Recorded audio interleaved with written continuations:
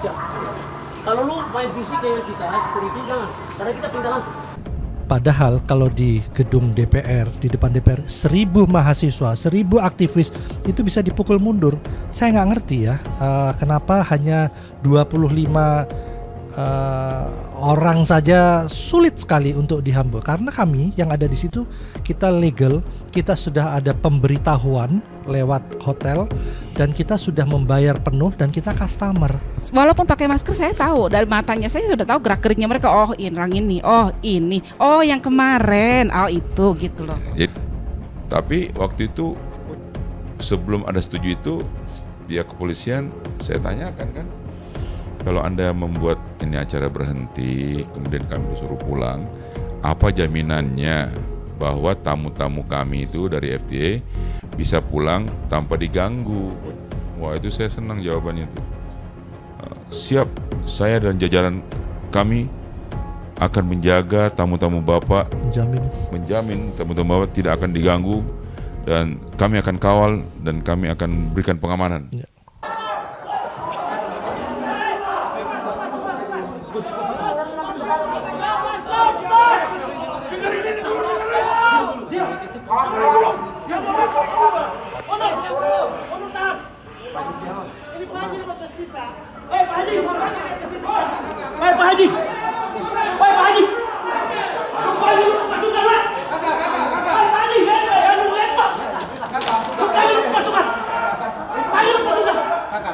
Anjing lu.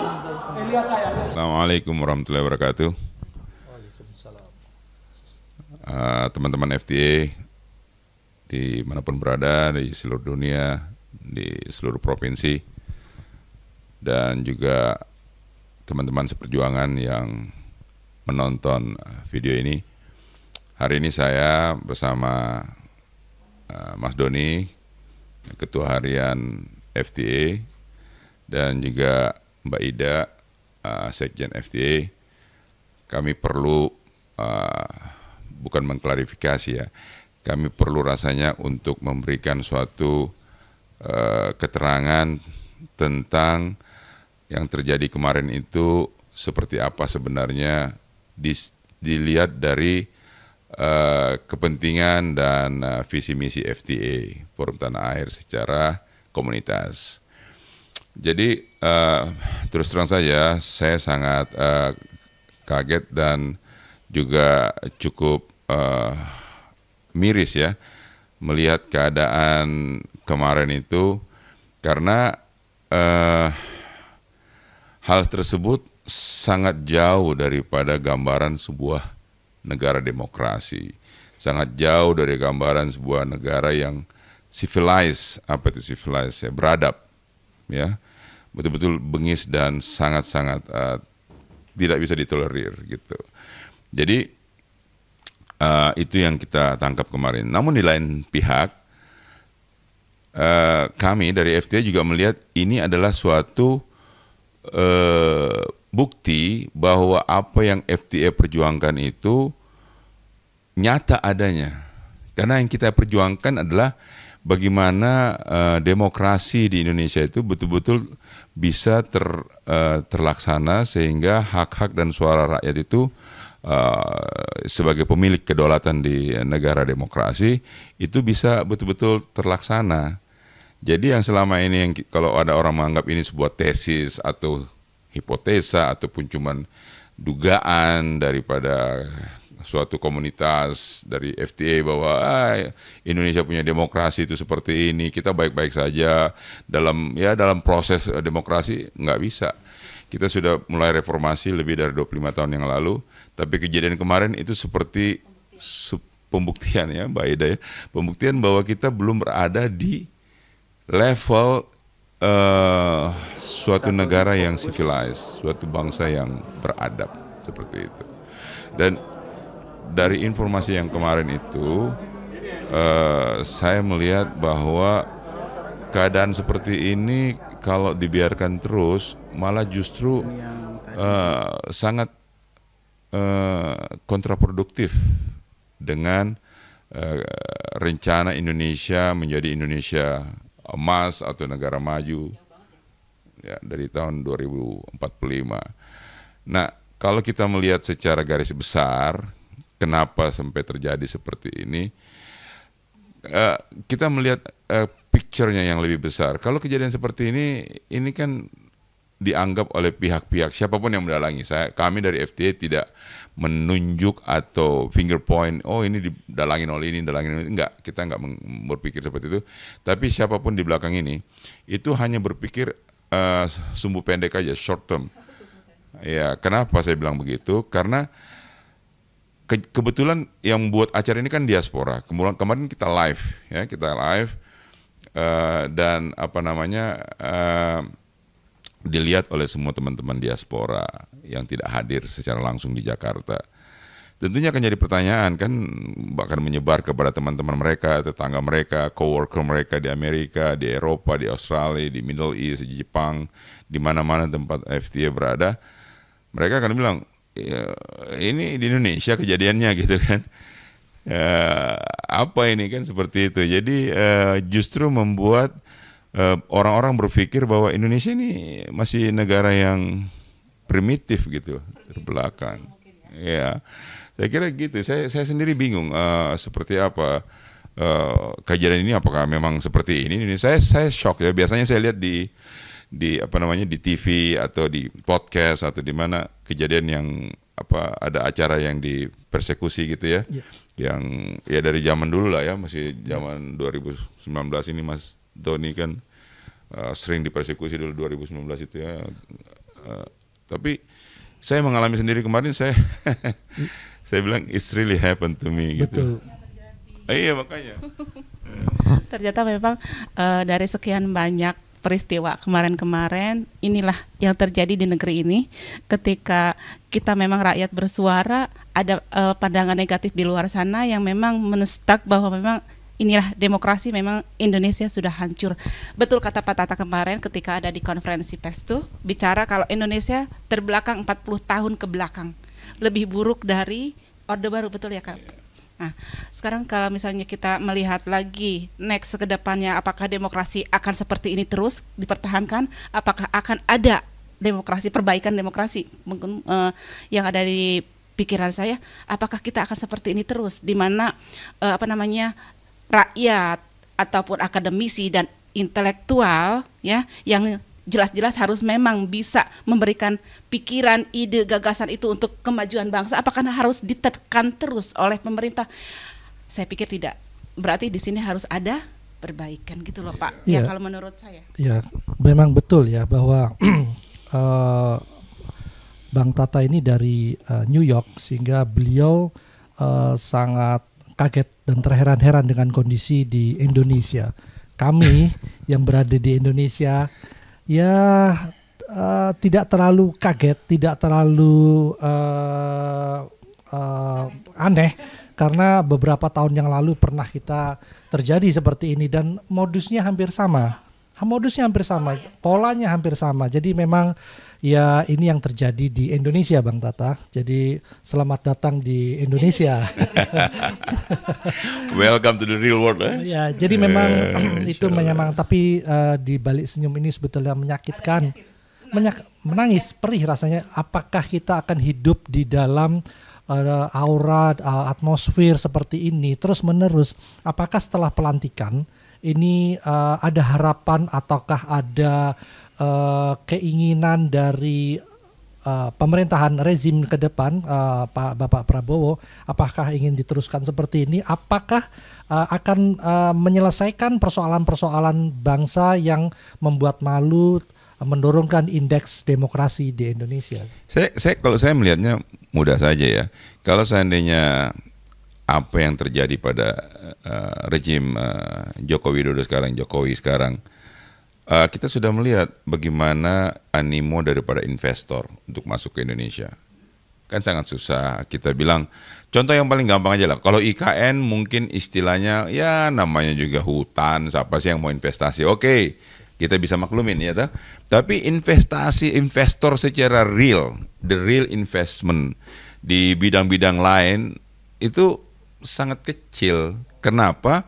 Mereka berpikir stabilitas nasional daripada Indonesia ini seperti apa, indeks demokrasinya seperti apa. Karena investor itu kan pikiran cuma satu, saya bawa duit nih, duit saya balik nggak? Saya untung nggak gitu kan? Orang itu nggak berpikir, wah pokoknya nanti Indonesia nggak ada. Ada kepastian hukum apa tidak gitu ya? Mereka cuma pikir uang, money talk, gitu. Jadi seperti saya katakan kemarin waktu saya konferensi pers, bahwa siapapun dalangnya mereka memilih orang yang salah. Orang salah, waktu yang salah, tempat yang salah untuk mempersekusi orang ini. Karena dia persekusi bukan karena menyombongkan diaspora, tapi justru dia punya fireback-nya, dia akan backfire kepada the long term daripada keadaan Indonesia. Nah ini yang sangat kita sayangkan sebenarnya gitu loh. Saya hanya dari yang barusan Pak Tata katakan ya, diaspora. Nah ini yang jadi pertanyaan dari mereka mungkin yang tidak tahu siapa FTA gitu loh, siapa yang ada di dalam FTA gitu. Jadi kan memang satu yang penting harus kita jelaskan kepada publik, FTA itu siapa sih? FTA itu apa sih gitu loh. Jadi mereka yang kemarin sejak kejadian kemarin ini, loh kok FTA tiba-tiba muncul dengan tuduhan seperti ingin membuat suatu kegaduhan yang katanya salah satunya di spanduk yang mereka bawa kemarin pendemo, Pak Tata Cassandra itu seorang antek asing. Loh no gitu loh. Saya tahu persis beliau siapa gitu loh. Beliau ini anak bangsa yang memang sedang memperjuangkan bagaimana nasib bangsa kita, memberikan inovasi dan sumbangsi. Sudah kalau bisa kita tidak bicara masalah materi lah. Kalau materi sudah kita bisa hitung berapa gitu ya. Sumbangsi pikiran, gagasan, ide. Ini loh yang harus kita perhatikan. Kita tidak sedang memprovokasi siapapun dengan fisik, no, tidak ada itu. Tapi Pak Tata saya sudah tahu persis ide, gagasan dan pikiran beliau hanya untuk Indonesia, walaupun beliau ada di luar negeri. Ingat ya, yang ada di luar negeri itu bukan berarti mereka jadi antek luar negeri. Itu harus dicamkan. Itu mungkin ya Pak Tata ya. Ya tapi yang saya cukup mengherankan itu sebenarnya bukan masalah itu. Masalahnya itu nama saya kok bener tuh loh. Mbak Ida ini udah sama-sama saya cukup lama. Nama saya itu kok salah. Kebalik-balik ya. Kebalik, nama saya Tata Cassandra jadi Tata Cassandra. Ada yang tulis Cassandra. Ini bener loh. Tata Cassandra bener. Nggak ada salahnya sedikit pun. Di spanduk itu ya? Spanduk itu, ya. Saya bilang ini pasti ada bocorannya hebat nih. Ya. Berarti Tata ini udah apakah benar-benar maksud daftar DPO mungkin ya, atau masuk dalam daftar selebriti, kok bisa bener banget kan? Aduh, ini jadi. Tapi hal-hal tersebut saya kira ya, yang perlu kita tekankan. Saya kira betul yang Mbak Ida, Mas Doni, bahwa FTA ini jangan dilihat sebagai suatu komunitas yang istilahnya ingin tampil sebagai komunitas yang membawa pemikiran-pemikiran dari luar dibawa ke Indonesia. Tidak. Tapi kita ini adalah suatu komunitas yang ingin memberikan edukasi kepada saudara-saudara kita ya tentang bagaimana pentingnya hak dari suatu individu di dalam suatu negara merdeka, dalam suatu negara demokrasi itu ditegakkan sebagai hak kedaulatan daripada penduduk rakyatnya, karena memang itu sudah dijamin dalam undang-undang. Ya kan, Undang-Undang Dasar 45 pasal 1 ayat 1 kan, bahwa kedaulatan ada di tangan rakyat. Nah ini yang kita mau sosialisasikan begitu itu kan. Nah kemudian bahwa dibilang antek asing dan lain sebagainya itu kalau semua yang dikatakan dari luar negeri itu antek asing, jangan berhubungan sama luar negeri kalau begitu. Dan para pahlawan zaman dahulu itu dimulai dari pemikiran bersekolah di luar negeri. Mereka bersama-sama memikirkan kecintaan terhadap bangsa ini. Iya betul. Zaman founding father. Zaman sebelum kemerdekaan kan mereka datang dikirim oleh pihak penjajah untuk belajar ke Belanda, ya kan, dengan beasiswa dari mereka dari Belanda. Tapi di Belanda mereka memperjuangkan kepentingan dan kepentingan dari anak-anak bangsa untuk bisa merdeka dan berdiri di kaki sendiri sebagai suatu negara yang berdaulat, kan seperti itu. Jadi saya kira Mbak Ida betul. Jadi yang perlu kita jelaskan di sini, Mbak Ida kebetulan sekjen ya. Visi misi kita yang paling utama adalah bagaimana mengedukasi masyarakat agar supaya masyarakat itu jangan selalu menjadi objek daripada kegiatan para politisi praktis itu kan setiap 5 tahunan kasih uang supaya itu beres ya. Jadi seolah-olah rakyat itu jadi selalu menjadi korban. Tapi kalau mereka sadar, mereka tentunya akan lebih aware bahwa mereka punya suara berharga. Kami di FTA yakin bahwa argumen bahwa kita ini susah seperti itu karena masyarakat kita masih miskin, masyarakat kita masih uneducated. Nah sekarang kalau kita katakan miskin atau uneducated kan bukan itu masalahnya. Masalahnya kalau kita kasih orang yang uneducated sekalipun, orang yang berada dalam garis kemiskinan sekalipun, kalau mereka sadar dan tahu bahwa mereka itu punya hak, itu ternyata sangat tinggi dalam suatu negara yang berdaulat, mereka tentu jual mahal dong. Oh kamu mau kasih saya 500.000, oh enak aja, suara saya kan nggak harga segitu dong. Tapi mungkin apa memang kita dibuat masyarakat seperti itu ya? Oh iya itu pasti.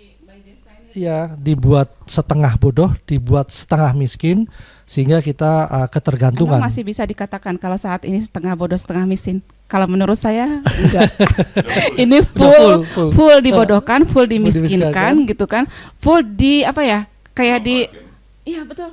Makanya saya bilang, aduh kalau misalnya yang di publik sana ada yang menilai bahwa FTA ini mengarah ke arah sana gitu. Taruhlah ya kalau kasarnya misalnya memprovokasi untuk berbuat makar atau berbuat kegaduhan di Indonesia ini, kayaknya enggak deh. Kita berpikir gini, di sini kita bisa bicara masalah demokrasi. Saya nggak terlalu paham dengan itu, walaupun misalnya ini tahu gitu loh. Tapi kan memang jelas sekali bahwa suara rakyat di sini murah banget. Satu. Yang kedua, kita nggak pernah loh ngasih edukasi tentang apa sih demokrasi itu. Apalagi kalau Pak Tata itu ada yang dikatakan bahwa ada garis kemiskinan yang di bawah. Dan mereka nggak tahu sama sekali loh. Karena mereka dari atas itu bukannya ngasih edukasi, tapi malah ngasih PLT. Mereka nggak bisa apa-apa gitu loh. Nah ini yang sedang kita perjuangkan, bagaimana negara ini punya anak-anak bangsa, anak-anak kita yang memang jelas-jelas punya otak, bukan punya otot gitu loh. Otak tapi bukan otot tapi otak, tapi otot dan otak itu harus berfungsi. Betul Pak Tata? Iya betul. Yang terjadi di acara kita, jadi otak dibalas diserang dengan otot. Kami memang tidak meladeni hal-hal remeh-temeh seperti itu, karena memang ya usianya ya sekedar informasi. Yang kemarin datang itu adalah para akademisi, para ilmuwan, dokter dan profesor di bidang ahlinya. Usianya cukup tua, usianya cukup di atas 55 tahun, 55 tahun ya. Kecuali saya ya. Di bawah 50 tahun. Di bawah 40. Dan itu mereka serang, dan itu mereka lakukan anarkis. Buat kami itu memalukan dan itu sangat brutal. Tetapi kami tidak melawan karena memang bukan kelas kita di situ. Dan ini yang perlu kita khawatirkan, Bang Tata. Kita melihat di media-media itu beberapa anak bangsa yang cinta akan bangsanya dan lingkungannya ini sudah tergugah dan tersinggung dan marah. Nah ini kan membuat menjadi potensi gesekan ini yang kita khawatirkan. Dan itu memang kita kemarin menjaga agar tidak terjadi perlawanan. Kami mengkhawatirkan apabila aparat tidak jelas, tidak bersikap adil, para pemangku kekuasaan tidak mengambil sikap, kami khawatir ini terjadi gesekan. Ini perlu dipikirkan karena beberapa jawara, beberapa ini juga sudah membuat respon.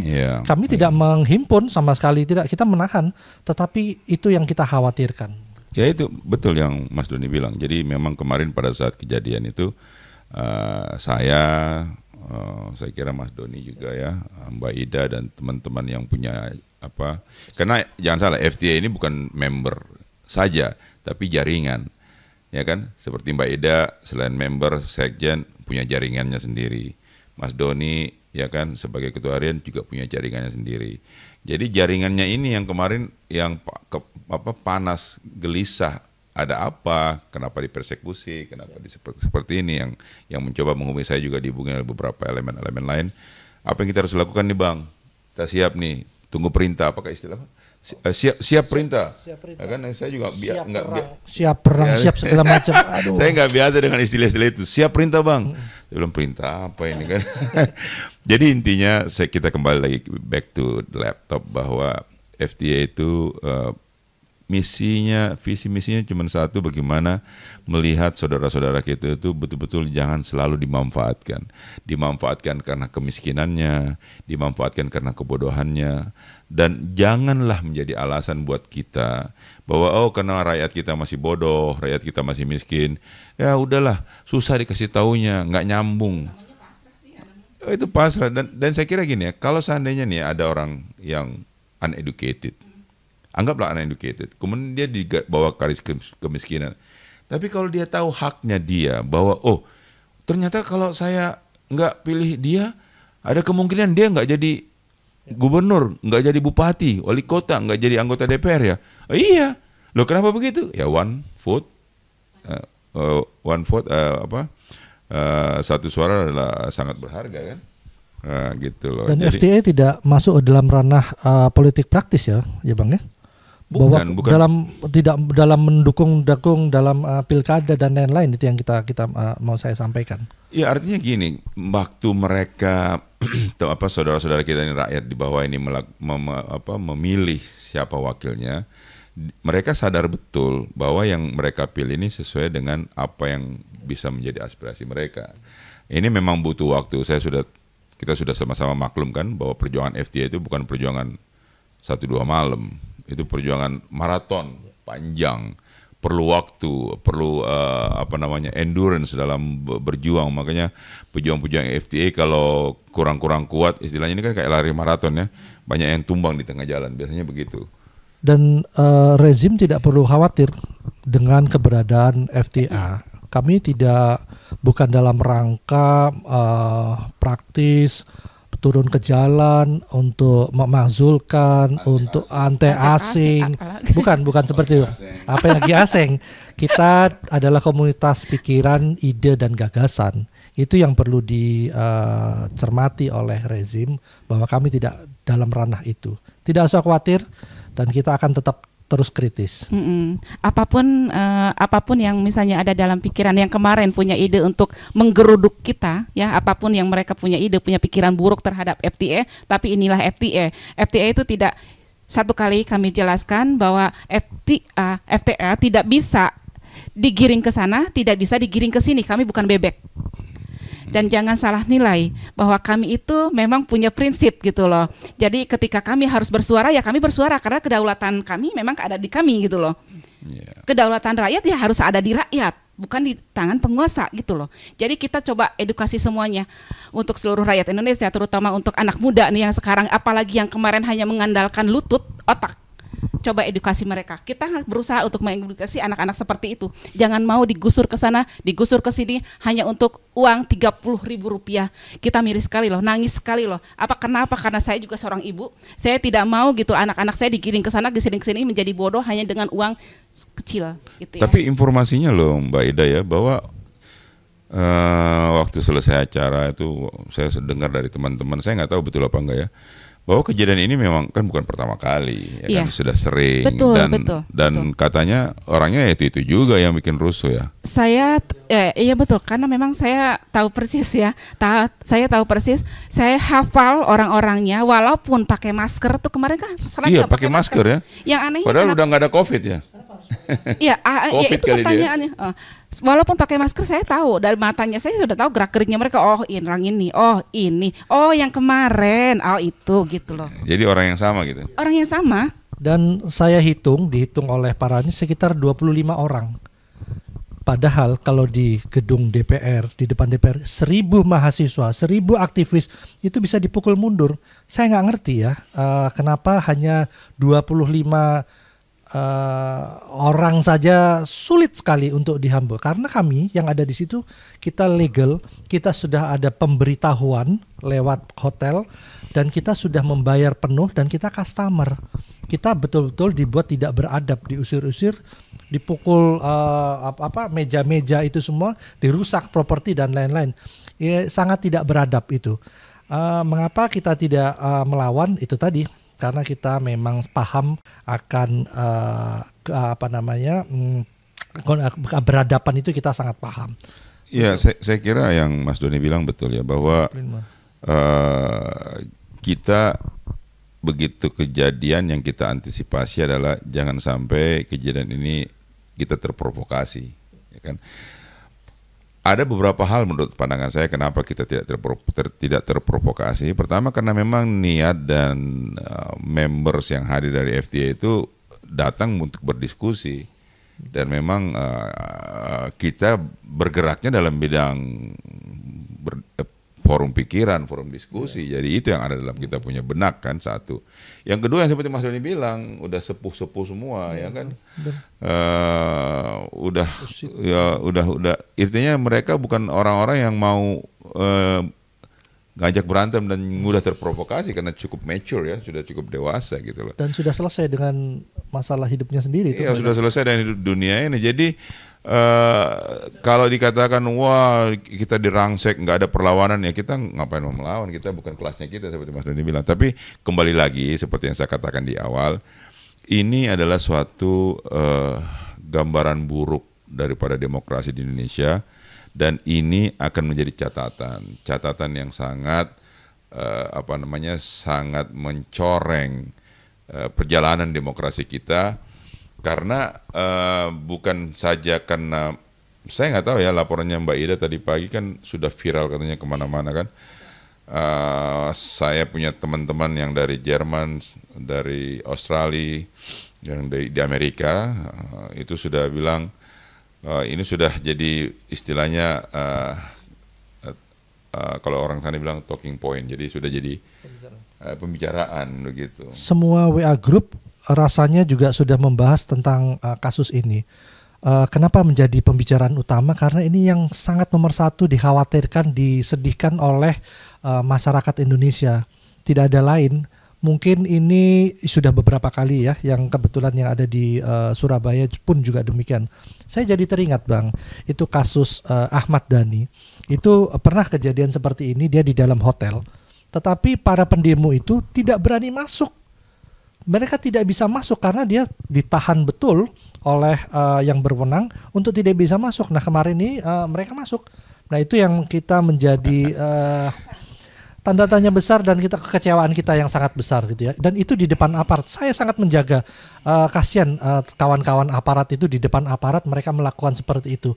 Jadi aparat kita kasihan, malah kita kasihan dengan aparat. Iya, kalau bicara gini ya, saya jadi ingat pembicaraan kemarin. Padahal sebenarnya kita tidak mau bahas urusan kemarin nih sebenarnya, tapi ya, akhirnya kita gara-gara ini mau nggak mau kita harus balik lagi cerita. Jadi saya jadi ingat waktu kemarin diberi jaminan oleh pihak kepolisian bahwa Bapak jangan ikut terprovokasi dengan keluar karena akan terjadi mungkin bentrokan, dan kami menjamin orang yang di luar pun tidak akan masuk untuk mengacaukan acara kita.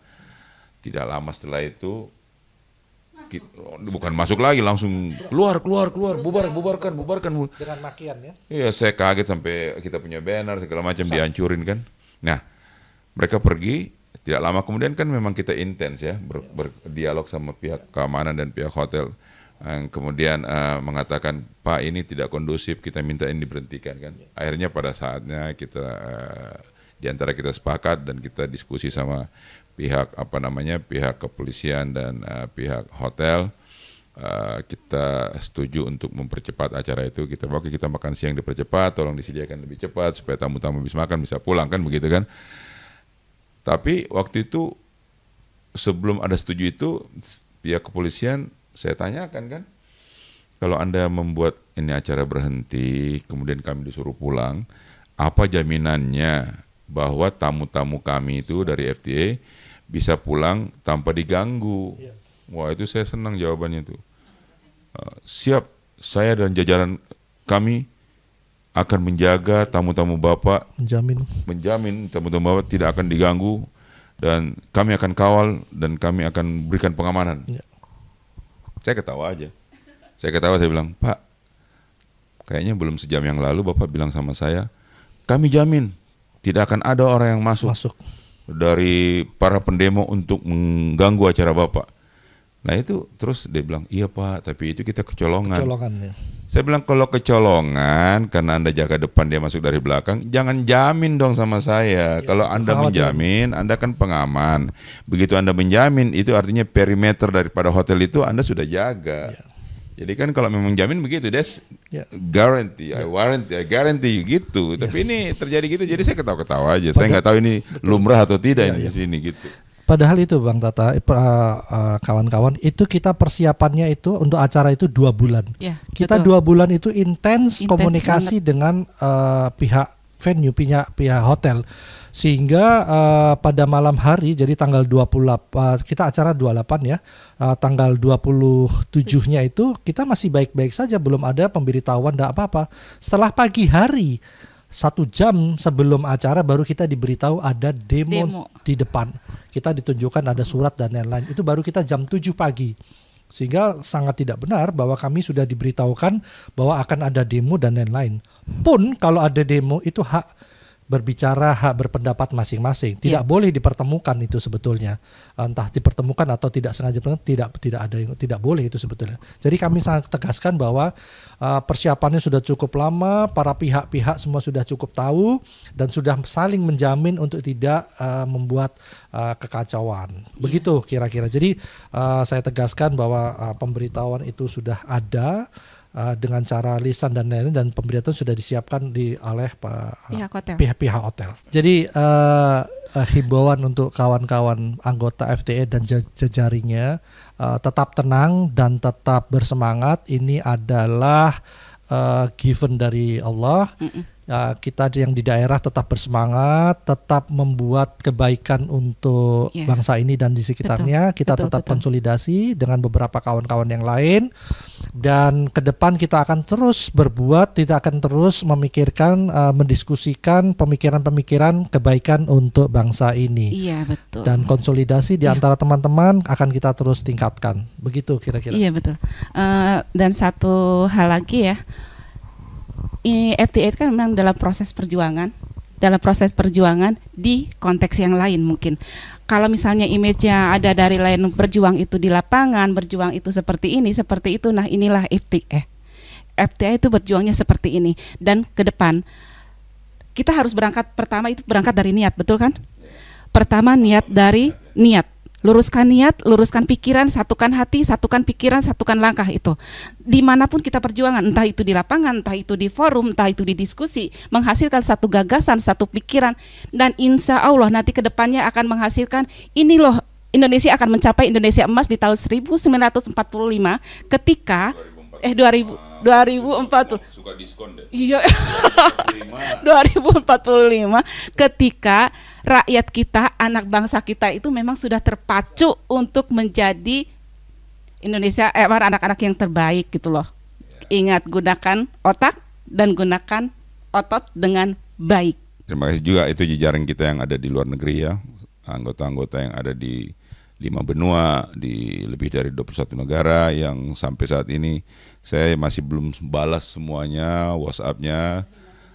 Tapi dengan adanya video ini membuktikan bahwa alhamdulillah kami semua masih utuh, masih bisa bicara dengan baik, jalan dengan baik, makan dengan baik. Saya betul-betul di feeding dengan baik oleh teman-teman Indonesia sampai saya kenyang terus tiap hari, dikasih makan terus sama Mas Doni dan kawan-kawan.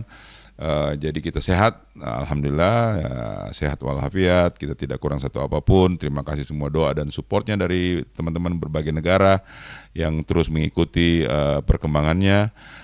Yakinlah bahwa perjuangan ini memang ada naik turunnya, Tapi yang kita harapkan adalah jangan kita terus-terus turun, tapi kita harus naik lah. Seperti iman kita juga kan naik turun. Nah, ada saatnya pada saat kita turun, kita kuatkan persatuan kita, tetap berdiskusi, berdialog dengan teman-teman di sekitar kita. Pada saat iman kita kuat, kita bantu teman-teman kita yang lagi kurang semangat untuk berjuang, kita berikan semangat lagi. Karena perjuangan ini adalah perjuangan untuk saudara-saudara kita yang lain, bukan buat kita. Kalau kita berjuang untuk kita, itu ada agenda, ya. Kalau agenda kita tidak tercapai, kita kecewa. Tapi kalau kita berjuang untuk saudara-saudara kita, untuk kepentingan orang banyak, soal berhasil tidak berhasil itu tidak mengganggu kita, karena kita berpikir berhasil tidak berhasil kan bukan urusan saya gitu loh. Itu urusan Allah kan, urusan Tuhan yang memang mengatur semuanya, kodrat di tangan Allah semuanya. Jadi teman-teman jangan putus asa, tetap semangat. Dan dari Jakarta saya katakan saya baik-baik saja. Saya dikawal terus oleh teman-teman di sini, dikasih makan, dikasih tidur yang enak, pokoknya dimanja deh. Takutnya saya pulang malah nambah berat saya. Saya sudah agak langsing sekarang, takutnya pulang saya nggak langsing lagi. Terima kasih semuanya. Wabillahi taufiq wal hidayah. Wassalamualaikum warahmatullahi wabarakatuh.